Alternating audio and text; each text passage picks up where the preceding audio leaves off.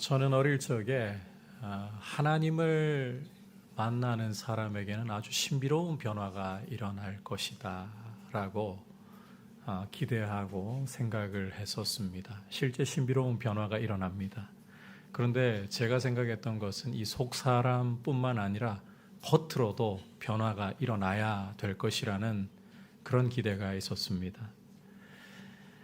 하나님 만나고 성령 충만하면 이 외모에서도 뭔가 변화가 좀 있을 것 같은 후광이라도 생기고 또 근본 성향도 변화가 있을 것 같다는 그런 기대가 있었다는 거예요. 안 그러면 하나님 못 만난 줄 알았어요.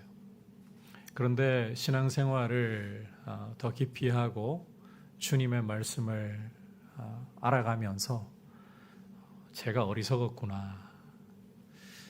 주님을 만나도 깊이 만나도 이 외모에 성형이 이루어지는 거 없습니다. 성향이 근본적으로 바뀌는 것도 아닙니다. 자, 그렇다면 하나님을 만난 사람, 그 말씀을 경험한 사람은 어떤 특징을 가지게 되는 것인가? 오늘 다윗의 모습을 통해서 함께 그 사실을 살펴보려고 합니다. 우리가 함께 살펴보려고 하는 말씀은 다윗이 하나님 앞에 화답으로 드리는 기도입니다. 이 기도에 앞서 하나님께서는 다윗에게 놀라운 약속을 주셨습니다.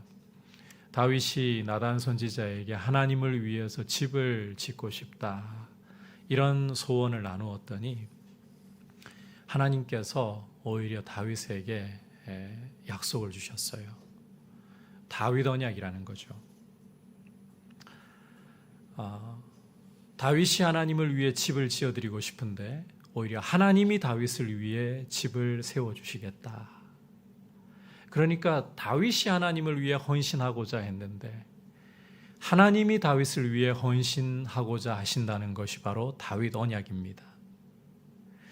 다윗에게서 이 다윗 언약에서 제일 중요한 것은 다윗에게서 날 아들이에요. 다윗이 죽고 난 후에 한 아들이 태어나서 장차 하나님을 위해서 성전을 건축하고 또 다윗의 왕위를 영원히 견고하게 한다. 영원한 왕조를 세운다는 것입니다. 자, 이 약속을 따라서 예수 그리스도께서 다윗의 아들로 오셨습니다. 여러분, 이 왕조를 영원히 세운다. 왕위를 영원히 견고케 한다. 그러려면 왕이 죄가 없어야 되고 백성을 죄에서 건져서 의와 진리로 다스릴 수가 있어야 합니다. 여러분, 예수님은 그 이름 뜻이 자기 백성을 그들의 죄에서 건져낼 자입니다. 그 이름대로 예수님은 당신의 백성의 죄를 그 몸으로 친히 짊어지시고 십자가에 죽으셔서 그 피로 당신의 백성을 죄에서 건져내셨습니다. 그리고 부활 승천하셔서 하나님 보좌 우편에서 성령을 보내시고 진리로 그 백성을 영원토록 다스리고 계십니다. 다윗의 집을 영원히 세우실, 왕조를 영원히 세우실 왕이라는 거예요. 뿐만 아니라 예수님의 별명이 임마누엘, 우리와 함께 하시는 하나님이에요. 여러분, 이 성전이라는 것은 그 핵심 개념이 건물이 아니고 하나님의 임재입니다. 하나님이 우리와 함께 하시는 것이에요. 예수님이 바로 그와 같은 성전 그 자체가 되셔서 하나님의 임재를 그 백성에게 가져다 주신다. 우리 인생에게 있어서 가장 큰 불행이 무엇이냐? 바로 죄 가운데 빠져서 하나님을 잃어버렸다는 것입니다. 이게 인간의 진짜 불행이고 고통이에요. 그런데 예수 그리스도는 다윗의 아들로 오셔서 우리를 그 피로 죄에서 구원하시고 성령으로 영원히 다스려 주고 계시며 이제는 성전으로서 우리를 하나님 앞에 살 수 있도록 하나님과의 바른 관계를 이어주신 것입니다. 이게 다윗 언약이라는 거예요. 여러분, 이 이야기를 여러분에게 오늘 또 말씀드리는 것은 너무 중요하기 때문에 잘 되새기시라는 겁니다. 바로 이 다윗 언약을 받고 난 후에 이제 다윗이 하나님께 화답의 기도를 드리고 있어요. 이 기도 속에서 하나님을 만난 사람, 그 말씀을 경험한 사람이 보이는 특징을 우리가 볼 수 있다라는 것입니다. 이제 말씀을 통해서 그 특징 살펴보도록 하겠습니다. 자, 첫 번째 특징은 자신과 하나님에 대해서 지각이 열린다는 거예요. 여러분, 하나님을 만나고 말씀을 경험하게 되면 자신에 대해서 그리고 하나님에 대해서 지각이 열리게 된다는 것입니다. 자, 하나님의 약속을 받은 후에, 다시 말해 하나님의 말씀을 경험한 후에 다윗은 하나님 앞에 들어가 앉아서 기도하기 시작했습니다. 18절에서 보듯이 나는 누구이오며 내 집은 무엇이기에 나를 여기까지 이르게 하셨나이까, 이렇게 다윗은 고백하고 있습니다. 다윗은 자신이 가난하고 미천한 집안 출신이고 그 집안에서도 막내로서 누구도 주목하지 않고 그저 목장에서 양이나 돌보고 있던 이름 없는 사람에 불과한데, 하나님은 그런 자신을 이스라엘의 왕으로 택해 주시고 돌보아 주시고 보호해 주시고 마침내 세우셨다. 그 은혜가 너무 크고 너무 크다라고 고백을 하고 있는 것입니다. 지금까지 베풀어 주신 은혜만으로도 하나님 앞에서 몸둘 바를 모를 정도로 감사하고 황송하다는 거예요. 하지만 이에 더해 하나님께서는 더 큰 은혜를 자신에게, 자신의 집에 베풀어 주셨다라고 다윗은 이어 고백하고 있습니다. 19절 우리 함께 한 목소리로 보겠습니다. 시작. 주 여호와여, 주께서 이것을 오히려 적게 여기시고 또 종의 집에 있을 먼 장래의 일까지도 말씀하셨나이다. 주 여호와여, 이것이 사람의 법이니이다. 자, 다윗은 지금까지 베풀어 주신 은혜만 생각해도 화분할 정도인데 하나님은 이것을 오히려 적게 여기시고 자신의 집에 있을 먼 미래의 일까지도 말씀하여 주셨습니다라고 감격을 하고 있습니다. 자, 여기에 다윗의 집에 있을 먼 장래의 일, 먼 미래의 일이라는 것은 우리가 앞서 보았던 다윗 언약을 가리키고 있어요. 장차 다윗에게 한 아들이 태어나서 하나님을 위해 성전을 건축하고 다윗의 왕조를 영원히 견고하게 세울 그 일을 장래에 있을 먼 일이라고 다윗이 고백하는 것입니다. 자, 이 약속이 얼마나 크고 감격스러웠으면 다윗은 주 여호와여, 미약한 사람을 어찌 이렇게까지 대하실 수가 있단 말입니까? 그렇게 찬탄하고 있습니다. 우리가 가진 번역의 이 19절 끝부분에 굉장히 번역이 아쉬워요. 주 여호와여, 이것이 사람의 법이니이다, 이렇게 번역이 되어 있는데 이 부분 성경 읽으시면서 도대체 이게 무슨 말인가, 다른 번역 성경을 여러분이 참고를 해보셨다면 의미를 조금이라도 더 이해하셨을 텐데 우리가 가지고 있는 개정개역에는 모호합니다. 이것이 사람의 법이니이다, 이렇게 모호하게 번역이 되어 있어요. 그러니까 이 다윗이 이야기하고자 하는 바가 뭔가 하면 인생이라는 게 그저 해가 뜨면 사라져버릴 안개 같은 존재인데, 바람이 불면 날려가 버릴 구름과 같은 참 허망한 존재인데 하나님은 어떻게 이렇게까지 인생을 귀하게 대하실 수 있습니까? 이런 의미라는 거예요. 19절 끝부분이. 다윗은 그렇게 하나님의 큰 은혜를 찬탄하고 있는 것입니다.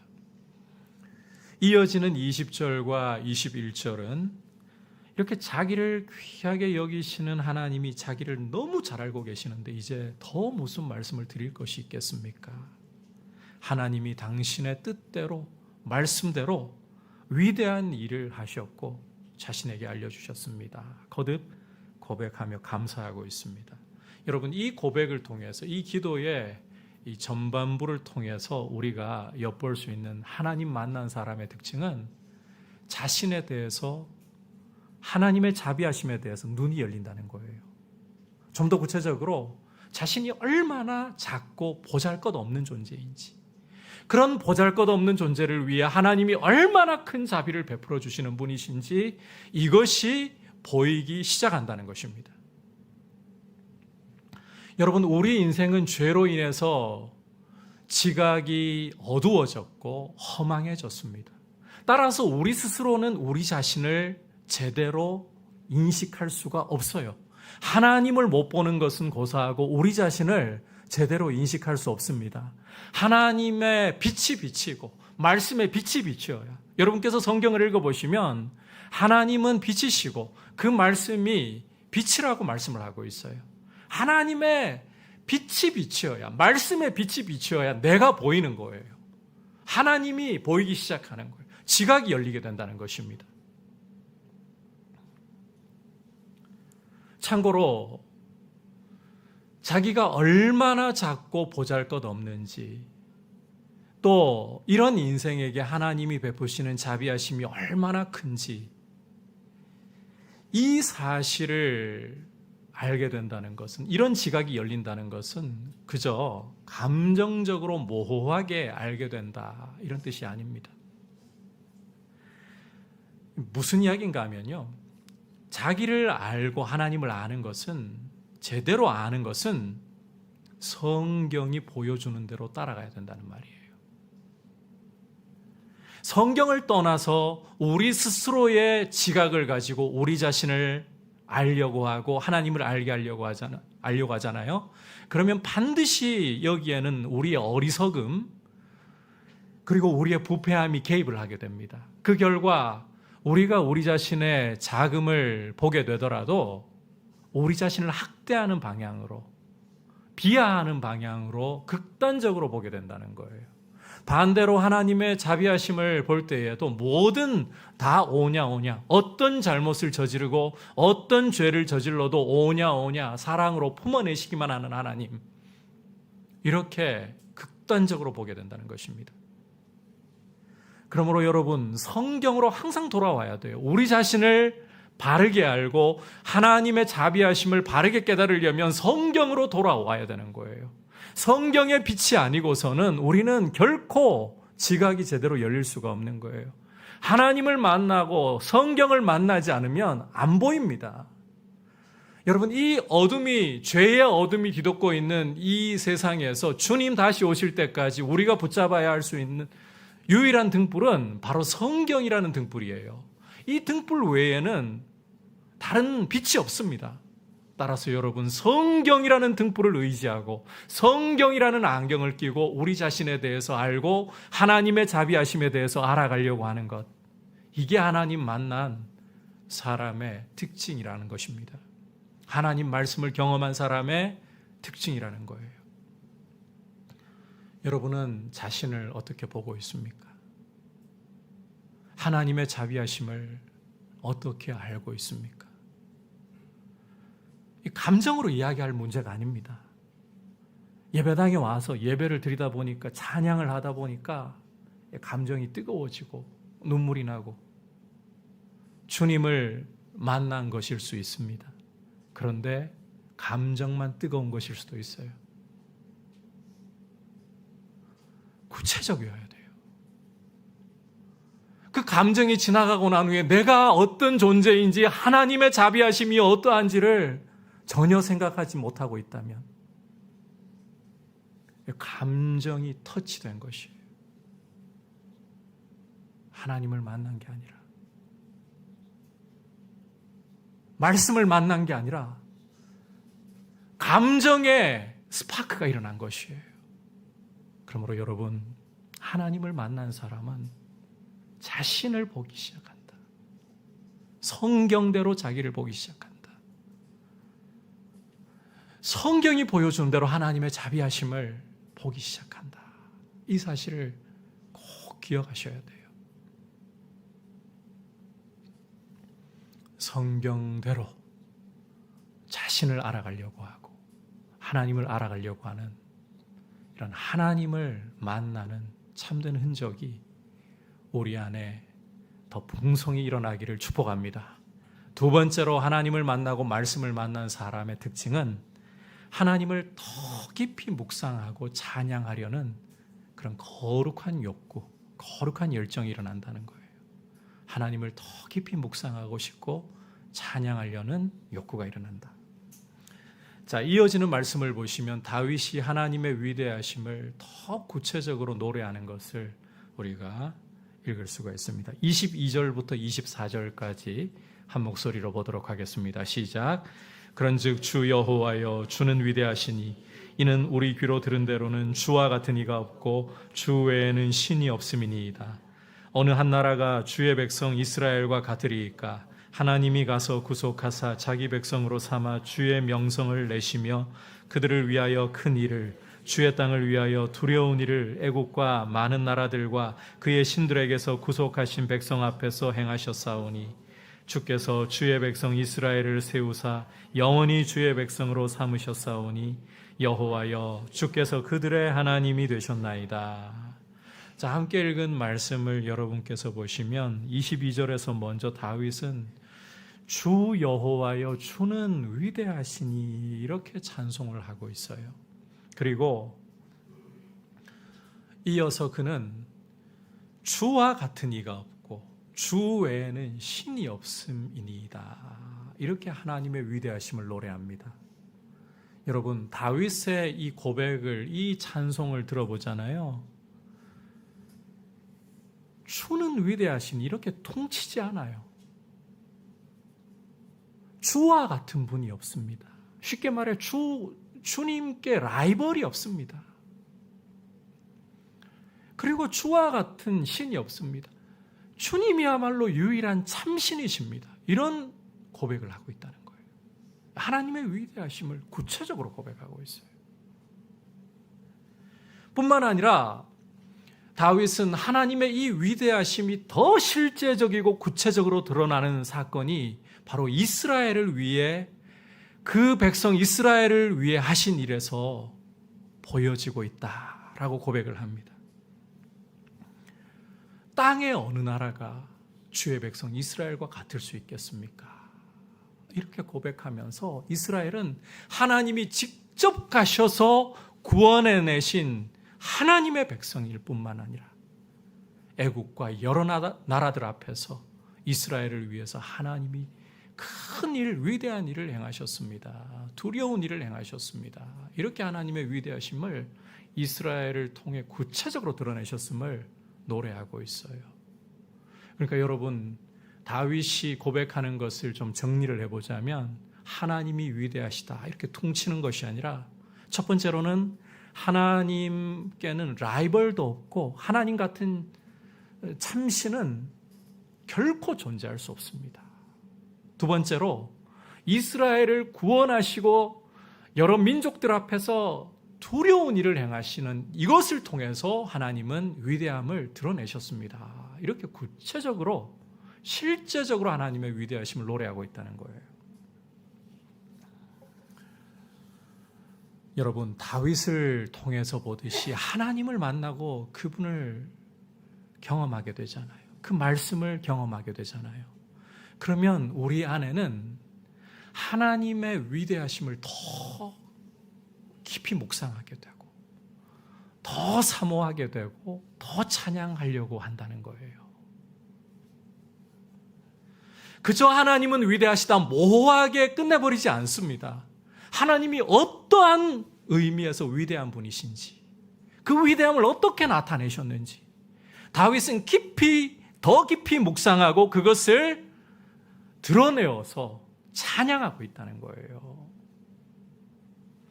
여러분, 인생 맛집 만나고 나면 보통 어떤 반응을 보이십니까? 연말이 되다 보니까 정책당회를 하고 저녁 식사를 하러 갔고, 또 동산 방학을 앞두고 우리 동산 일꾼들 격려하기 위해서 식사를 하러 갔었습니다. 같은 집을 2번 갔어요. 왜? 맛있으니까. 이제 식사를 하시면서 드시는 분들이 그런 반응들을 보이시더라고요. 야, 이 집 양념 정말 기가 막히게 간이 잘 맞다. 음식 하나하나가 다 맛있네. 저도 갔다 와서 아내랑 같이 한번 가봐야겠다. 여러분, 인생 맛집을 하나 경험을 해도요, 이렇게 구체적으로 음식의 맛을 이야기해요. 왜 맛있는지를 이야기해요. 가고 싶은 마음이 또 일어나는 거예요. 하물며 하나님의 위대하심을, 살아계시고 가장 크신 그 하나님의 위대하심을 맛보았다. 어떻게 그분의 위대하심을 더 깊이 사모하지 않을 수가 있고, 묵상하지 않을 수가 있고, 그분을 찬송하지 않을 수가 있느냐는 거예요. 여러분, 우리 안에 하나님을 더 묵상하고 싶고 알고 싶고 그분을 더 찬송하고 싶은 거룩한 욕구가 있습니까?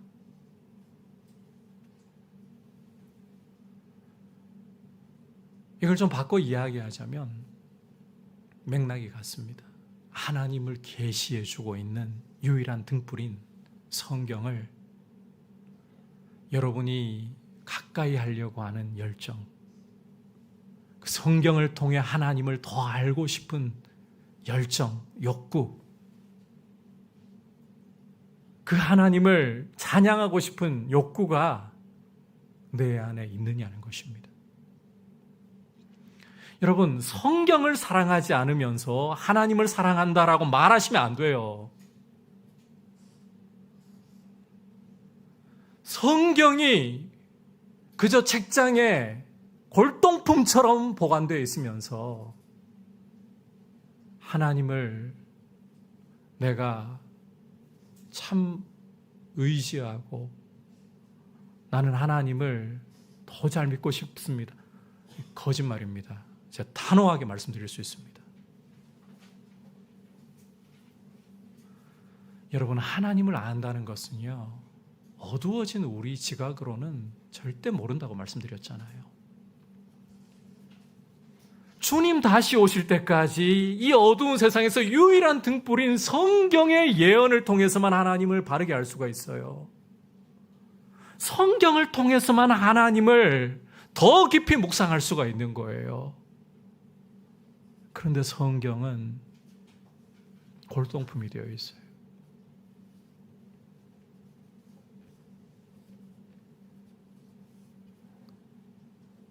하나님의 존재를 부정하려고 하는 사람들 중에는 성경 연구하는 사람들이 있습니다. 그 사람들만도 못해요, 우리가. 여러분, 하나님을 알고 싶고 그분을 더 깊이 묵상하려고 하는 열정, 단순히 감정 이야기하는 거 아닙니다.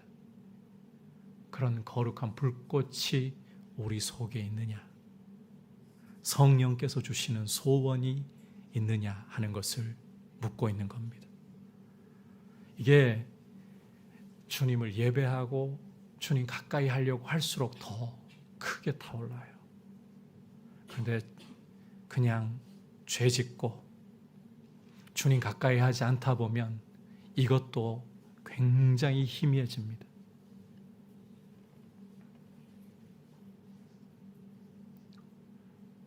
제가 어제 저희 딸내미하고 이야기 나누면서 그런 이야기를 잠깐 했습니다. 물어요. 아빠, 정말 하나님이 살아계시다는 것, 하나님을 사랑한다는 게 어떤 것이에요? 질문을 하더라고요. 그래서 제 아이에게 그런 이야기를 했어요. 너 정말 주님을 만나는 게, 살아계신 주님 만나는 게 어떤 건지 알고 싶니? 그러면 연애를 한번 생각해보자. 네가 정말 좋아하는 사람을 만나게 되었어. 그런데 그 한 번 만남으로 끝나버려. 이게 정말 그 사람 좋아하는 거니? 아니요. 자주 만나야죠. 여러분, 주님을 만나고 주님을 사랑한다면, 내가 처음 주를 만났습니다. 오 할렐루야, 죄에서 해방되었네. 끝입니까? 아니죠. 우리의 사는 동안에 주님을 만나고 또 만나야 되는 게 주님 사랑하는 거 아닙니까? 주님을 만난 적이 있습니다. 다시 만나려고 하질 않아요. 그러니 불꽃이 희미하죠.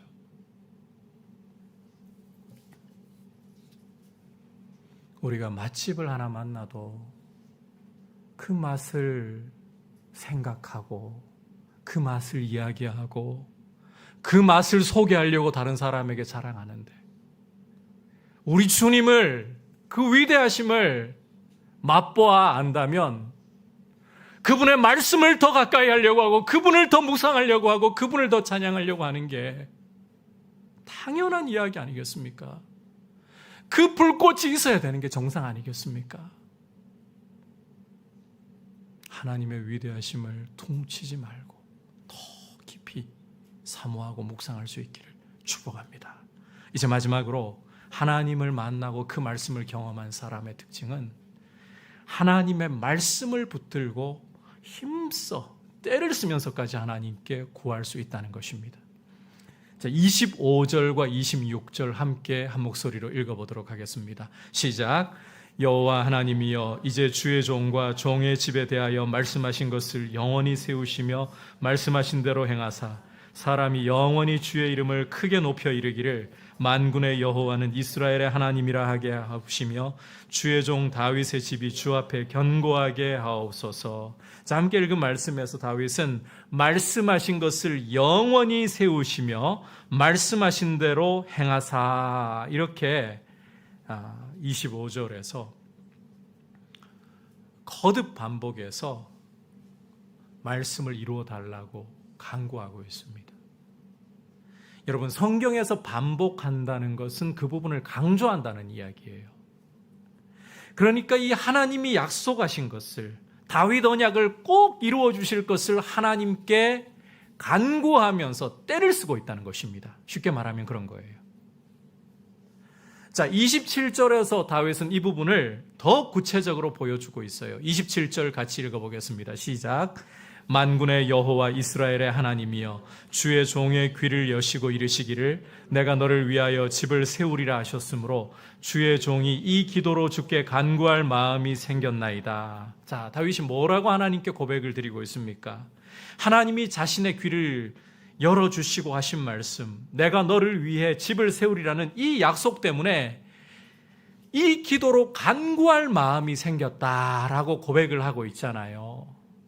다시 말해 하나님의 약속이, 하나님의 말씀이 다윗에게 기도하고 간구할 마음을 일으켰다는 것입니다. 여러분, 하나님의 말씀을, 그 약속을 경험하잖아요. 그러면 그 약속을 붙들고 기도할 마음이 일어난다는 거예요. 하나님을 경험할 때, 말씀을 경험할 때 오는 특징이라는 것입니다. 여러분, 용기가 생겨요. 하나님 앞에 주신 말씀을 붙잡고 기도할 용기가 생기는 거예요. 하나님 앞에 떼쓸 수 있다는 용기가 생기는 거예요. 그러면 좀 더 구체적으로 이 용기가 어떤 근거에서 생겨날 수 있을까? 다윗이 오늘 말씀 속에서 그걸 보여주고 있어요. 함께 28절 29절 읽어보겠습니다. 시작. 주 여호와여, 오직 주는 하나님이시며 주의 말씀들이 참되시니이다. 주께서 이 좋은 것을 주의 종에게 말씀하셨사오니 이제 청하건대 종의 집에 복을 주사 주 앞에 영원히 있게 하옵소서. 주 여호와께서 말씀하셨사오니 주의 종의 집이 영원히 복을 받게 하옵소서 하니라. 자, 28절을 여러분께서 다시 보시면 다윗은 오직 주는 하나님이시며 주의 말씀들이 참되시니이다, 이렇게 노래하고 있습니다. 이 부분이 굉장히 중요합니다. 굉장히 중요해요. 주는 하나님이시고 주의 말씀은 참되니이다.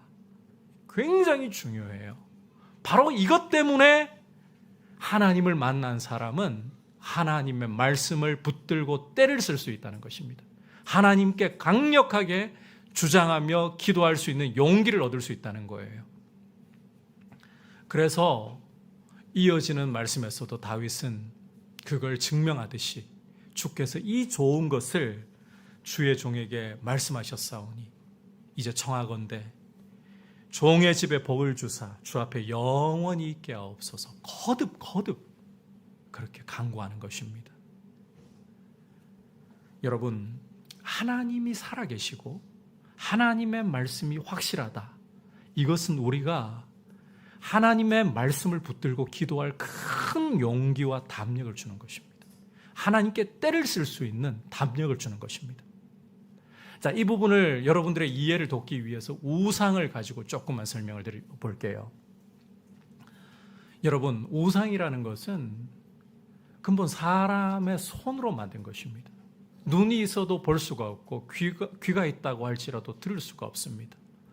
서 있는 것조차도 사람의 도움을 받아서 그 자리에 서 있을 수밖에 없어요. 여러분, 이런 우상이, 이런 돌덩어리가 아무리 은과 금으로 만들었다 한들 그것이 과연 우리 기도를 들어줄 수가 있겠습니까? 우리가 부르짖는다고 응답해 줄 수가 있습니까? 따라서 하나님이 살아계신다. 이것은요, 내 기도를 들으신다는 이야기예요. 하나님이 살아계신다는 것은 내 기도 들으신다. 여러분, 허망한 우상은 내 기도를 못 들어줍니다. 안 들어주는 게 아니라 아예 못 들어줘요. 저 갓바 위에 올라가가지고 철야로 기도를 한다고 한들 저 돌덩어리는 여러분의 기도를 들어줄 수가 없어요. 기도 간절히 해본들 허공을 끊임없이 간절히 치는 것뿐이에요. 그런데 하나님은 살아계시다. 바꾸어 말하면 내 기도를 들으신다는 것입니다. 그리고 주의 말씀이 확실하다라는 것은 하나님의 말씀을 붙들고 하나님 앞에 때를 쓸 수 있다는 거예요. 반드시 하나님은 말씀을 이루시기 때문에 그 확신 속에서 내가 하나님 약속을 주장할 수 있다는 것입니다. 여러분, 우리가 하나님 말씀을 만날 때에 그 말씀 붙들고 하나님께 떼쓸 수 있는 용기, 주장할 수 있는 용기, 하나님이 살아계시고 그 말씀이 확실하다는 데 있어요. 근거가 바로 그겁니다. 다윗은 이걸 너무 잘 알고 있었던 사람이에요.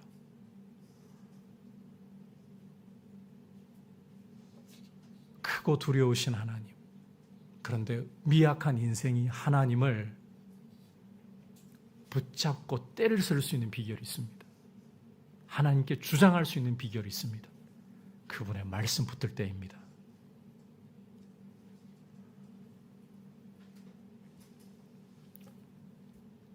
제가 16년 전에 우리 민들레 교회를 개척할 수 있었던 거 바로 이 근거 때문이었습니다. 저는 지금도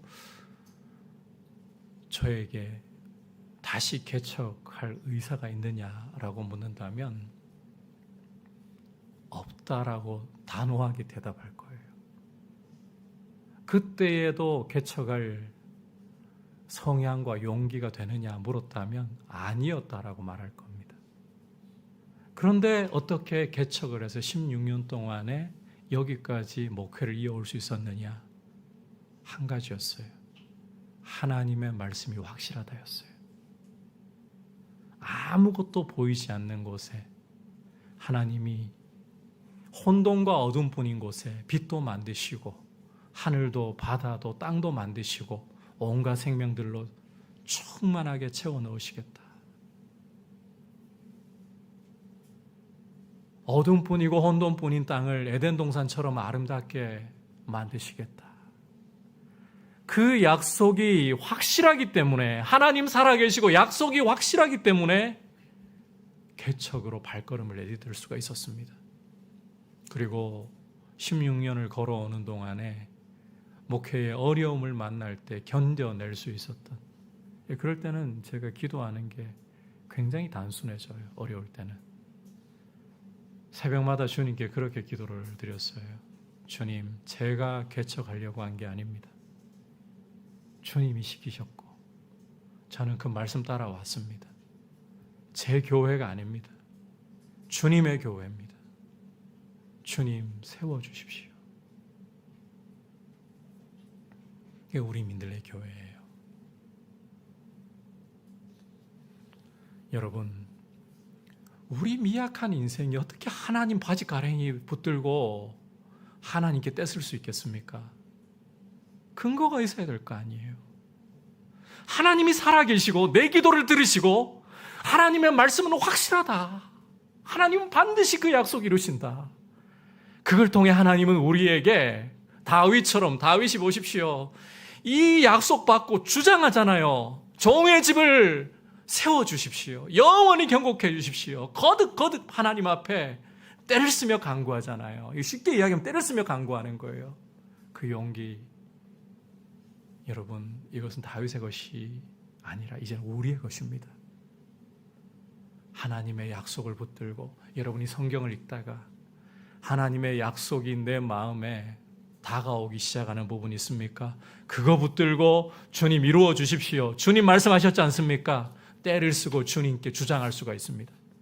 그렇게 함으로 주님의 말씀이 여러분의 삶에 더 풍성하게 경험이 되고 여러분의 삶을 통해 하나님의 일하심이 나타나는 현장이 되셔야 됩니다.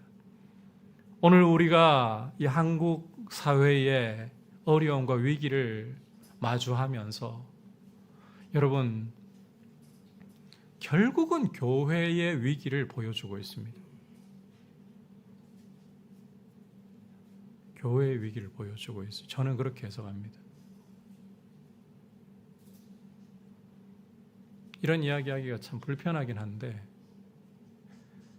대통령 대선 후보 시절에 누가 안수했습니까? 손바닥에 왕자 새겨서 대선 토론하면서 무속적인 걸 드러낼 때 누가 안수해 주었습니까? 하나님의 일꾼이라고 누가 그렇게 안수했습니까? 한국교회의 어른이라는 목회자들이 그렇게 했습니다. 그런데 지금 이런 나라 상황이 되고 대통령이 탄핵되어서 직무가 정지되는 이런 상황이 오도록 그 5분들 하나님 앞에서 입장 표명, 한국교회 앞에서 한 번도 하는 걸 못 봤습니다.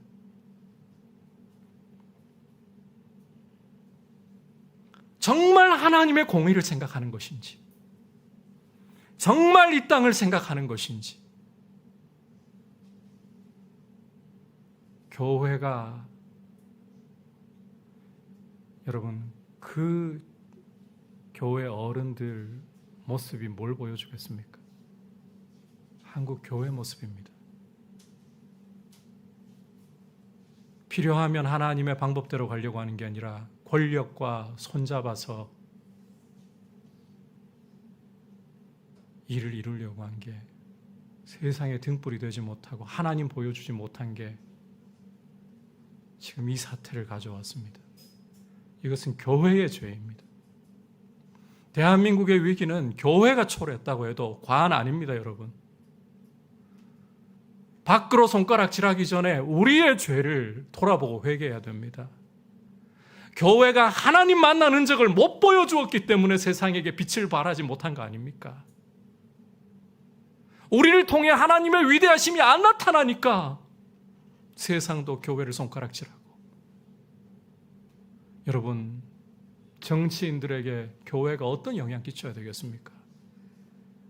이해관계 맞아가지고 손잡는 게 영향 끼치는 겁니까? 그게 아니라 하나님의 거룩하심을, 위대하심을 보여주는 게, 그래서 정치인들도 교회와 함께 하시는 하나님 때문에 교회를 함부로 대할 수 없는 게 올바른 영향 아닙니까? 우리 죄입니다. 우리 죄. 교회가 이 땅을 위기에 빠뜨렸습니다. 교회가 정신을 차리고 교회가 우리의 죄를 회개하고 하나님 앞에 하나님 만난 모습. 여러분, 어디 가서 하나님 만납니까? 조계종에서 하나님 만납니까?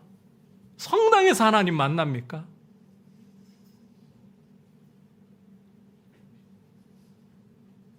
말씀을 통해 자신을 계시하시고 참 부족함에도 불구하고 거룩한 공동체라는 이 교회를 통해 자신을 계시하시기로 하신 하나님, 우리가 공동체로 하나님 앞에 우리 마음을 찢으면서 하나님 만난 흔적이 다시금 풍성해지게 하옵소서. 하나님을 만난 교회다움이 세상에게 드러날 수 있도록 은혜를 주옵소서. 그게 여러분 나라를 살리는 길입니다. 저는 우리 대한민국이 일제강점기와 6.25라는 이 고통 속에서 정말 우리 선조들이 피를 흘리면서 지켜온 이 나라, 국방도 튼튼하고 교육도 안정되고 의료와 보건의 문제도 조속히 국민들이 편안할 수 있도록 회복되고, 밖에서 이 나라를 보아도 정말 살기 좋은 나라, 부러운 나라, 이렇게 섰으면 좋겠습니다. 그런데 그보다 더 원하는 것은 그런 외적인 조건들이 비록 다 이루어지지 않아도 교회가 하나님 앞에 빛이 되었으면 좋겠습니다. 그게 된다면 하나님이 약속하셨잖아요. 너희가 열국의 머리가 되고 꼬리가 되지 아니하리라. 너희가 들어가도 복을 받고 나가도 복을 받고 태의 열매가 복을 받고 떡광주리가 복을 받고, 결국 우리의 하나님을 보여주지 못한 모습이,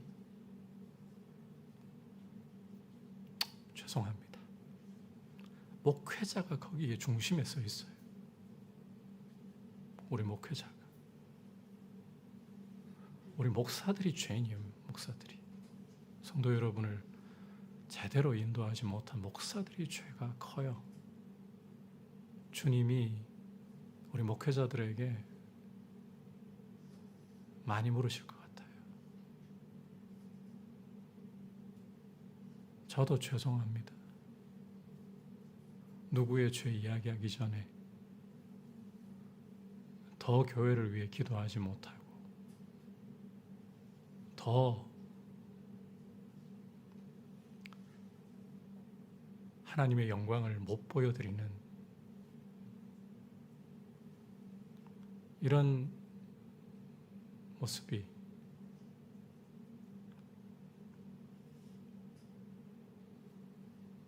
죄송할 뿐입니다. 기도해 주십시오. 여러분 앞에서 설교를 올라올 때마다 그런 욕심은 있어요. 잘하고 싶고 여러분들에게 말씀 정말 잘 전하고 싶고, 근데 하나님 보여주는가? 여러분에게 하나님을 보여주는 목회자인가?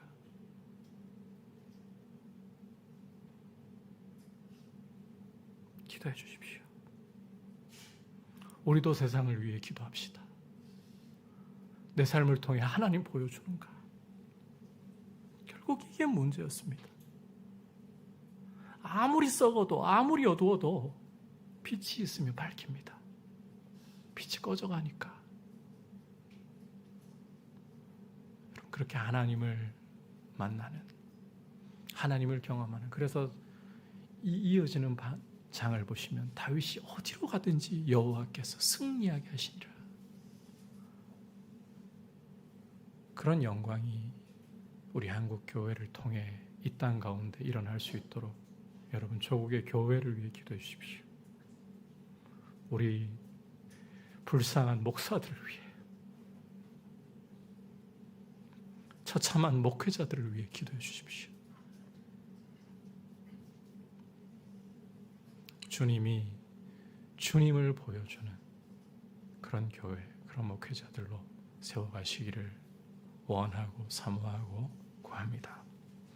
오늘 하나님이 주신 놀라운 약속에 대해서 다윗이 어떤 화답의 기도를 드리는가, 이걸 통해서 하나님을 만나고 그분의 말씀을 만난 사람의 특징을 살펴보았습니다. 여러분, 하나님을 만나고 그분의 말씀을 경험하면 자신을 보기 시작합니다. 눈이 열립니다. 하나님의 자비하심에 대해 눈이 열리기 시작합니다.